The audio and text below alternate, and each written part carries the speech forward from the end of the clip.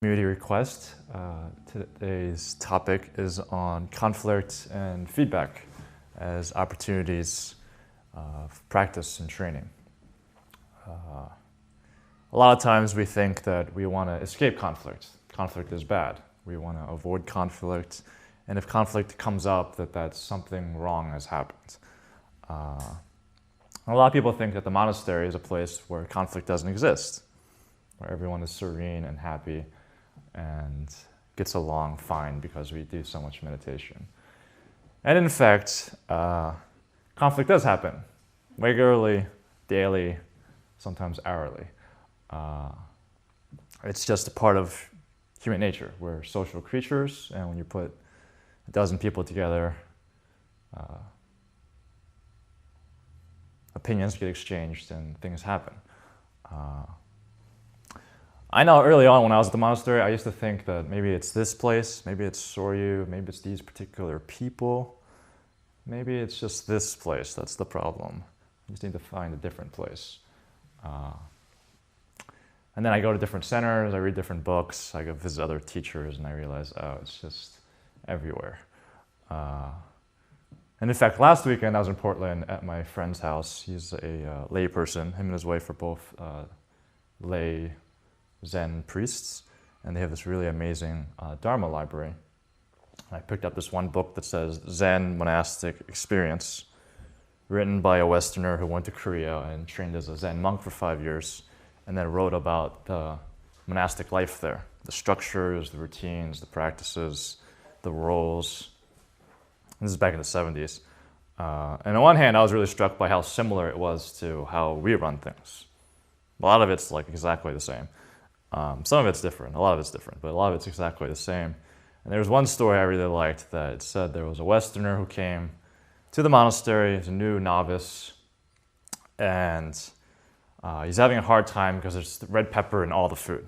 All the food is spicy, there's red pepper. In a lot of Asian countries, in the monasteries, the Buddhist monasteries, you can't really use onions and garlic because it's considered aphrodisiacs. So you don't want to excite the monks. So garlic and onions are forbidden. So instead they use a lot of red pepper. Koreans like red pepper a lot. Even more when you're a monk who can't eat garlic and onions. So the Westerner was having a lot of trouble with this. He broke protocol, went straight to the Zen master. In Korea, that would be called Sun master. Told him about his problem. Which is already a mistake because in a monastery there's a lot of rigid structure and hierarchy. You're not supposed to just go to the Zen master with your dietary complaints. You talk to your other fellow brother monk or sister nun, talk to your boss or whatever, but you don't go straight to the CEO of the entire organization. Fortunately, the master was empathetic and said, "Yeah, okay, We'll stop. We'll for a while. We'll put that on pause." And told the kitchen manager, "Stop putting red pepper in the food. Let's be compassionate to the Westerner."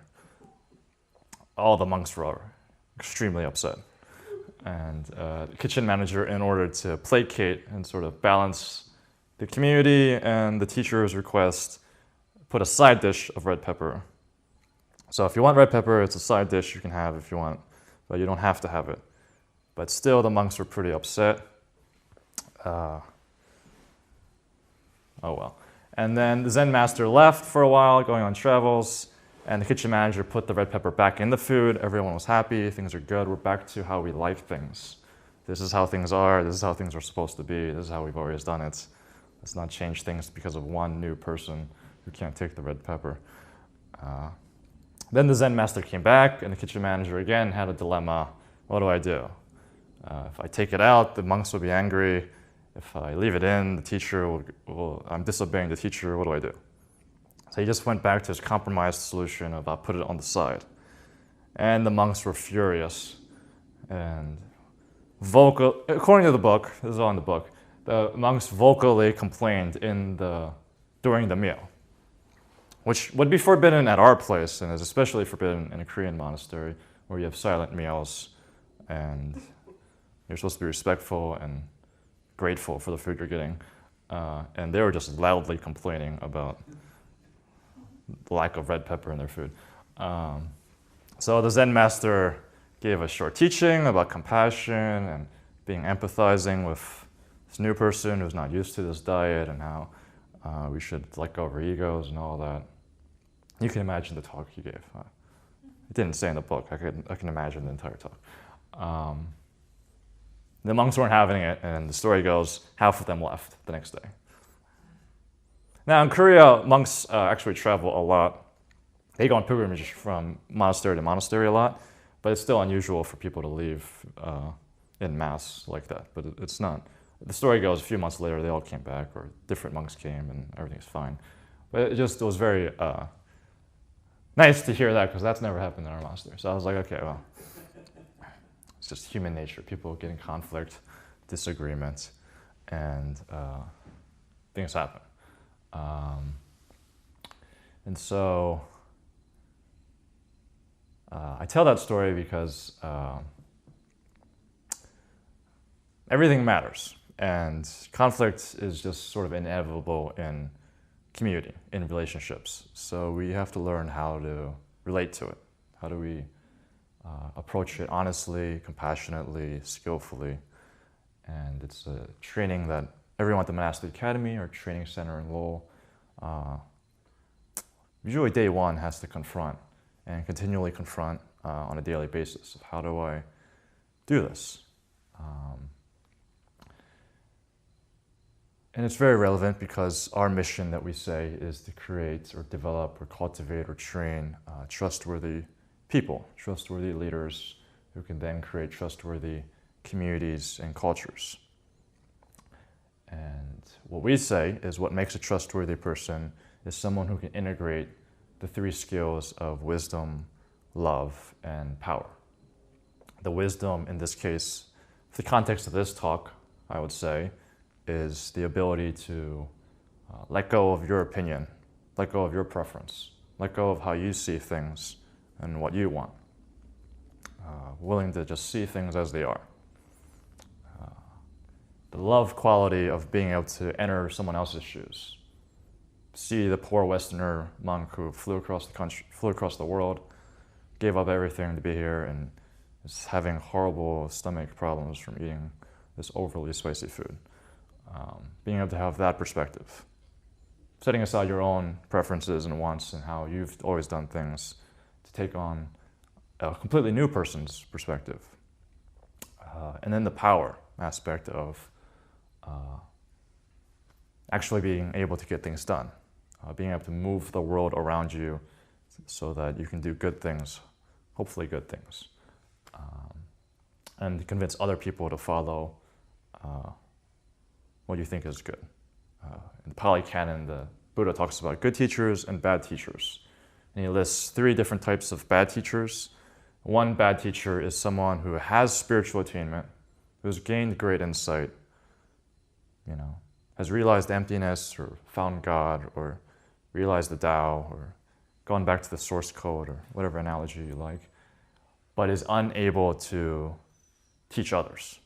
People don't follow his instructions, her instructions. That's a bad teacher. You have the insight, but you're ineffective at actually teaching others, then you might as well not teach, according to the Buddha. Maybe you can learn. You can still learn to teach. It's not saying you're just a failure, but best teacher is someone who's had the spiritual attainment and can teach other people. And so these 3 qualities, I think a lot of people specialize in one or the other. A lot of us specialize in wisdom or love or power. Different organizations specialize in wisdom, love, or power. And ideally, in a community, you want a balance of all 3. You want to be able to take on other people's perspectives, be empathetic to other people's needs and emotions. You want to be able to drop your own preferences and viewpoints and your own self-centered perspective. And you want to be able to actually get things done so that you can actually be effective, walk the walk, talk the talk, and actually do things. power gets a bad rap these days because there's a lot of bad people who have power. And so, rightly so, we don't trust people in power. To the point where a lot of times we automatically distrust anyone that has power.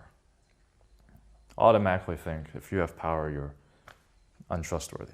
Which is really problematic, as Sorya would say a lot of times, because then, as a lot of the residents at the Monastic Academy can attest, a lot of us resist having power. I resisted having power the entire first year that I was at the monastery.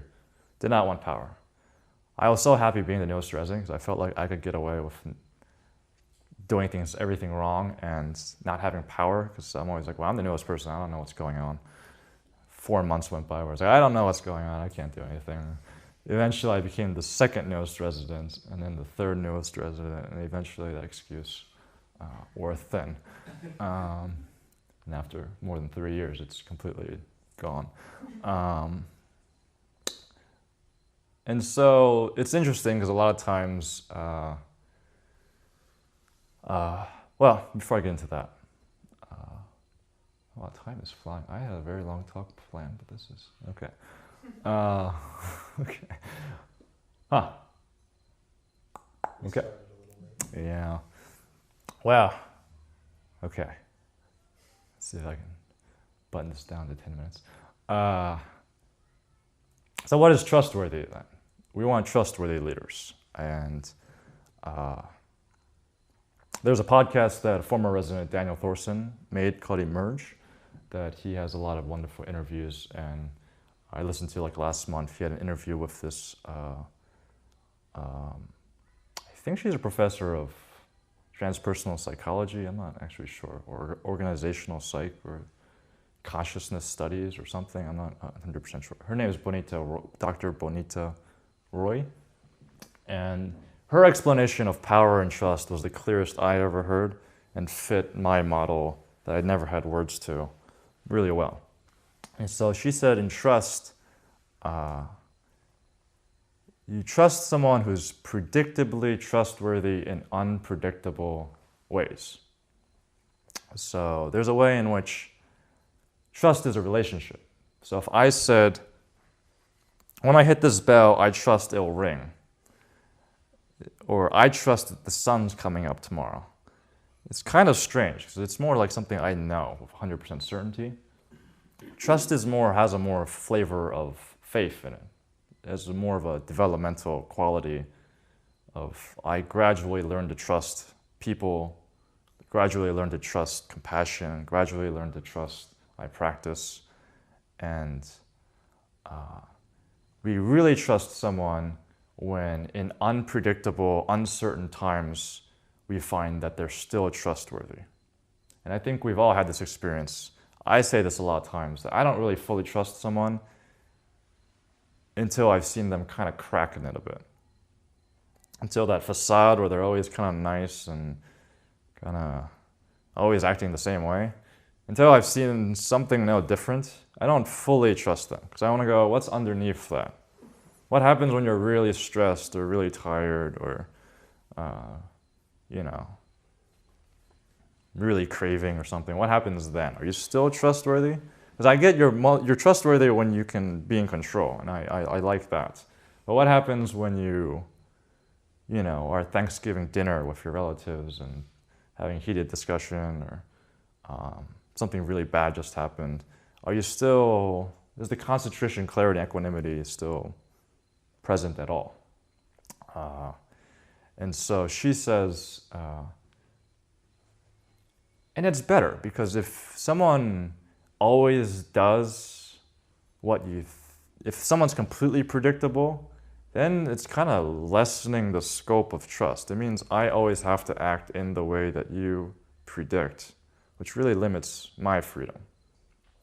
And Sorya is a great example because at the monastery, a lot of times, he can manifest in a lot of different ways that a lot of the residents are just shocked and go, whoa, wasn't expecting that.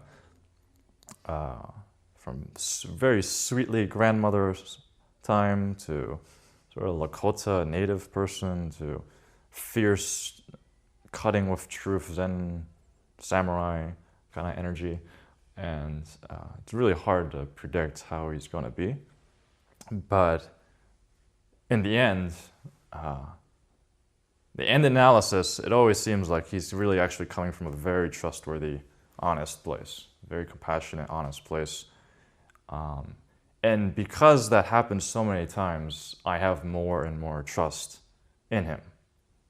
Not because he does what I want him to do, not because I always know what he's going to do, but because even in all the situations and all the troubles, even when we're really stressed out or the residents are acting rebellious or something, he's still very trustworthy. And we can do that because we cultivate our mindfulness practice, we cultivate the concentration, clarity, equanimity, and we cultivate how do I let go of my own perspective? How do I lose? How do I see and listen to other people that I might even disagree with, that other person is wrong? In my mind, I think they're 99% incorrect. And yet I'm still wanting and willing to completely listen to what they're saying, completely acknowledge their experience, and see where the validity is. What are they standing for? What's the principle that they really matters to them, that they're speaking about? And the power to actually get things done. Because if someone makes promises but can't follow through with them, then we've all had the experience of, well, I like that you care, but you can't follow through. So it's kind of empty promise, we say. And so when we give feedback and receive feedback and we engage with people, there's a lot of things happening. First and foremost, my rule of thumb when I'm clear enough to follow it is take a moment to feel, what am I feeling? Where am I coming from? Am I reacting where I need this other person to change so that I feel better? I can't handle my experience, so I need the other person to change. I'm giving feedback because I'm blaming them for my experience of this interaction. That tends to not go well then. Also checking in with, am I blaming them? Do I automatically just assume they're wrong, coming with malicious intent, and I'm completely right and that person's completely wrong? That's not going to go very well. And am I really willing to both receive the impact of being in a relationship with them and also willing to receive the impact of me responding to them or giving them feedback? I might have the most beautiful intention of delivering compassionate feedback, and the recipient might take it negatively. Am I willing to stay in that connection and still work with that? There's my perspective, my first person subjective experience. What am I feeling? What are my intentions? What's really true for me in this moment? There's their experience. What are you listening to them? What are you experiencing? What's this like for you? What's the impact of hearing this? Does this make sense? What's your truth in this moment? There's also a relationship happening. Is there trust? Is there rapport? If they're guarded or I'm guarded, it doesn't really make sense to talk about what's true factually or objectively, because if there's no trust or rapport, then a lot of times we're not really willing to listen to each other anyway. So being able to have the mindfulness of being present and aware of the connection. Is there trust? Is there an opening there or not? And then the third person perspective of just what actually happened. I can say like, here's a bell. And for some people, they'll say this is sort of brown and golden. It's shiny in some places. It's maybe 5 inches or 4 inches in diameter. Other people would say this represents Buddhism and practice and mindfulness, peace. Other people might look at this economically and say, well, that's probably $30. It'll last forever. It's a good bargain. Maybe not as good as using an iPhone with the app, because that's pretty much free. But there's a way in which there's an objective existing thing, but we all interpret this and we all assign different value, and what we see first when we look at this can be very different. And so we want to include all of those truths in our dialogue together. And a lot of times we assume what the other person is seeing, and we often paint them with the worst possible brush of their taking the complete opposite stand of what I'm saying, when in reality, a lot of times we're like 5% off. At least at the monastery, that's 90% of the time. We're only 5% off, but we feel like we're taking opposite points of view. And when we actually talk about actual specifics, what do you want? It turns out, I want 5 lamps in the room, and I was arguing for 4. It turns out we're not actually that far off. But I actually think you're saying we need to redo the lighting system, and they think I'm saying we don't need any lights in that room. It's often what happens in these arguments. So actually being able to suspend our judgments and work on these different levels, cultivate and build this trust, something we can all aspire to, and greatly needed in this time when people, to a great degree, lost trust and are seeking trustworthy relationships and trustworthy communities to be together. So we can take some time to practice. Take a moment to settle in, straighten up.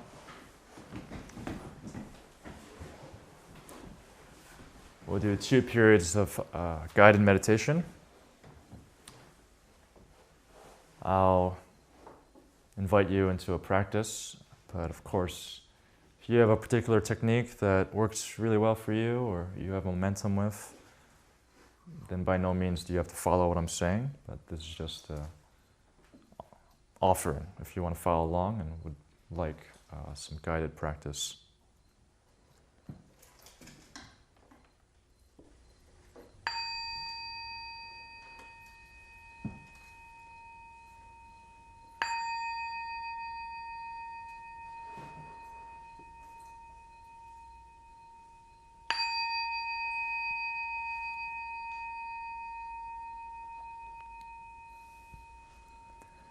Begin by checking your posture, finding a way that works for you, where you're balanced, grounded. Your chest and your head are lifted high and open.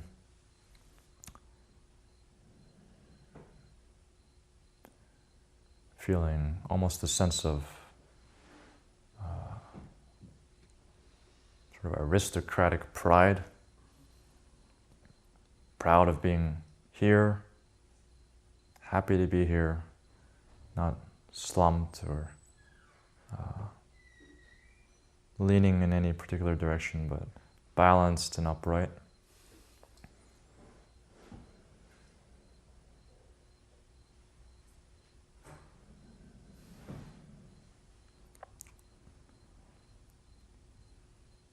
These next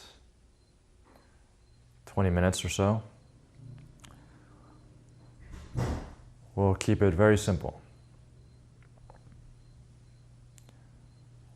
We're going to practice following our breath. So when you inhale, you can use the label in for the extent that you're inhaling.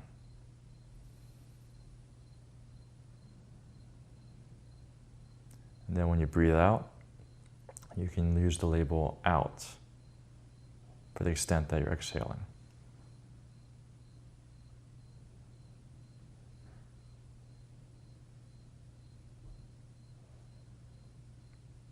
If you have thoughts or emotions, body sensations,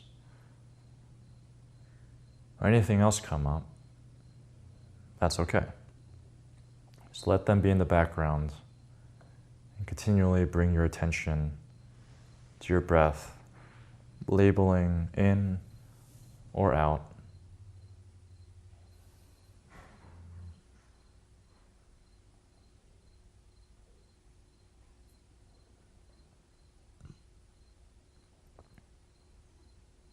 You don't need to force your breath. If it's shallow, it's shallow. If it's deep, it's deep. Just allow a natural breath to occur.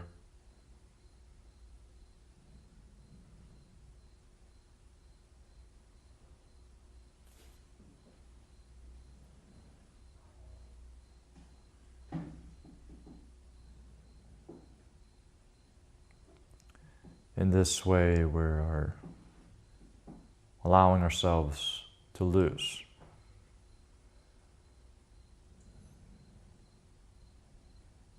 Lose our usual thinking and planning, our usual habits.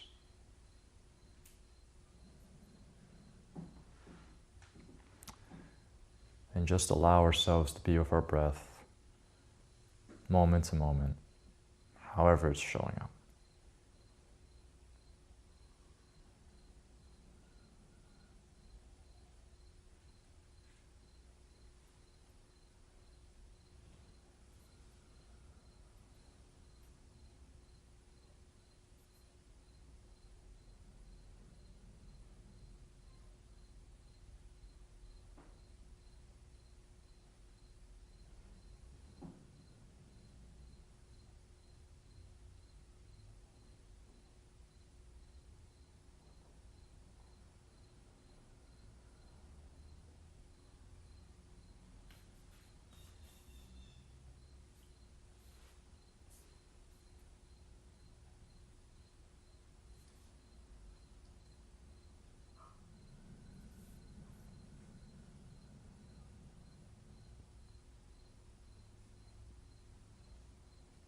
If you find yourself really lost, that's okay.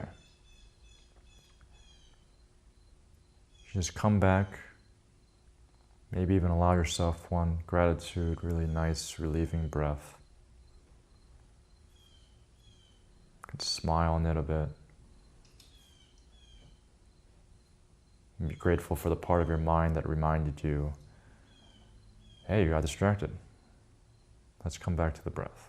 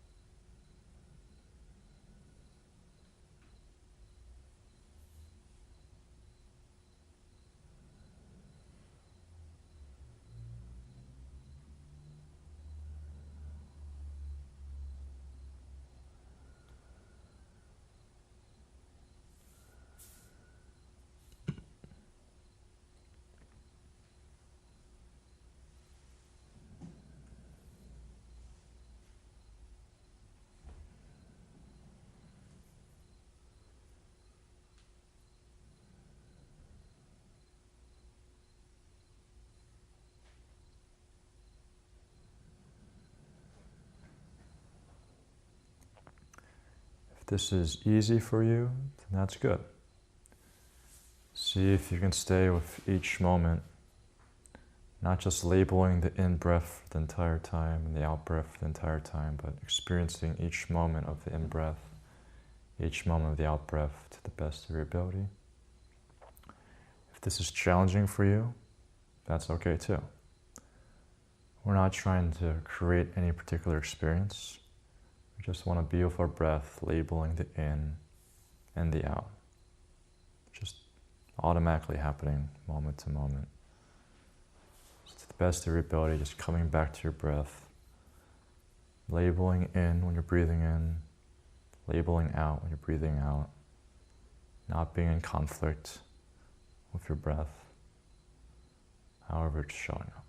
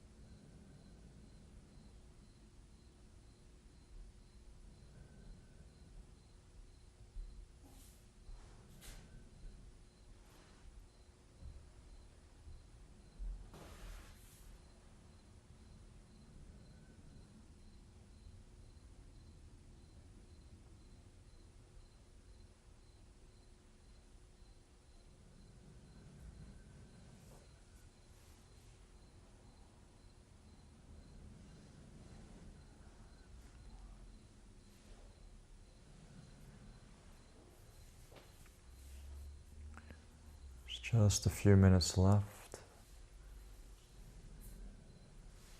So whatever is happening, you can always come back to the technique.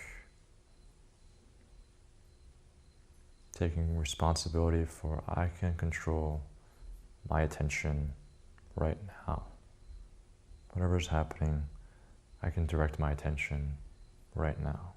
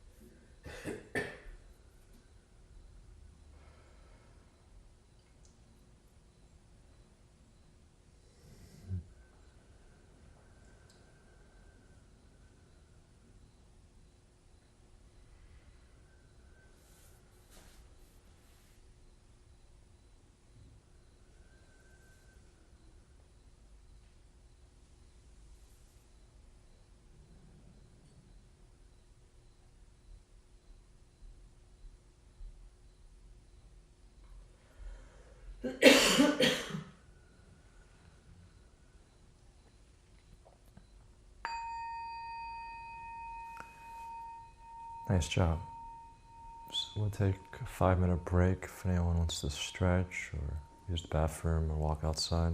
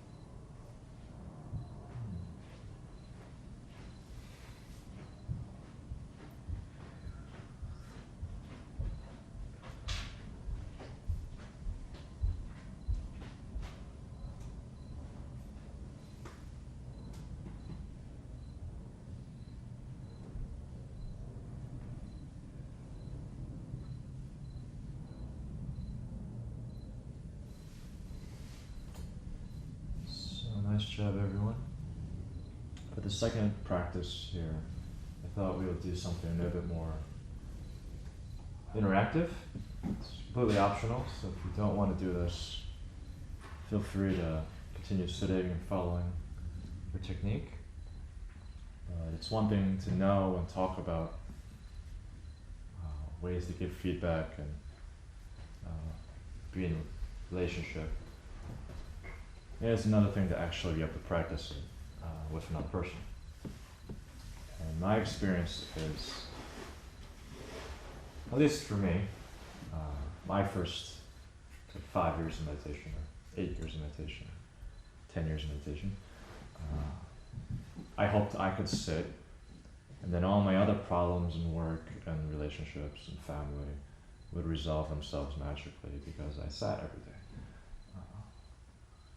Lo and behold, it doesn't always work like that, at least not for me. So I found, just like we sit intentionally as a community and maybe at home, reserving the time and space and support to do that, it can be helpful to intentionally practice other skills, rather than just thinking we'll do it when the stakes are really high and we're already stuck in a pattern with someone. It can be useful to intentionally practice new ways of patterning ourselves mindfully and skillfully, so that we have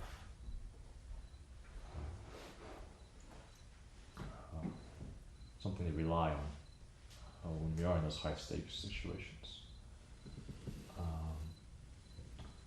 If you've done circling with me before, this will be slightly different. We're not circling per se, but it's completely optional. So for the next 20 minutes or so, we'll work together in pairs, being in presence with each other, and then working with relating and feedback, having the visceral experience of intentions, impact, feeling, everything that comes up. So if you want to participate in this, I would invite you to find, if you feel comfortable, again, you don't have to do this and you don't have to follow this particular instruction. You can pick anyone in the room. But I would encourage you to find someone that maybe you don't know very well, you don't have a long history with. You can pick anyone. And if you don't want to practice, it's fine. You just set a good boundary. That's actually a good relating practice, being able to set boundaries. This is what I want. This is what I need. This is my boundary. That's actually a very strong and powerful practice I think we could all also use. So, how about it? Should we stand if we are willing to practice with somebody, or Maybe that's a good way, yeah. Yeah. Why don't we all stand if you want to practice this? if you don't want to stay seated? Everybody else?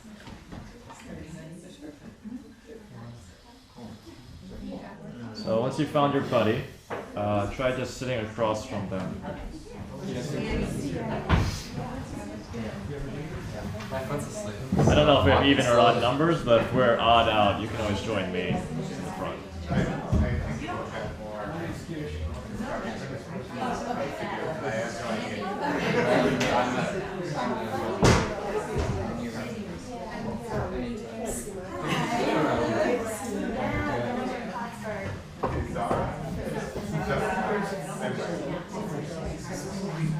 So take me right now. Make it out. Are you about to say where it's like all the letters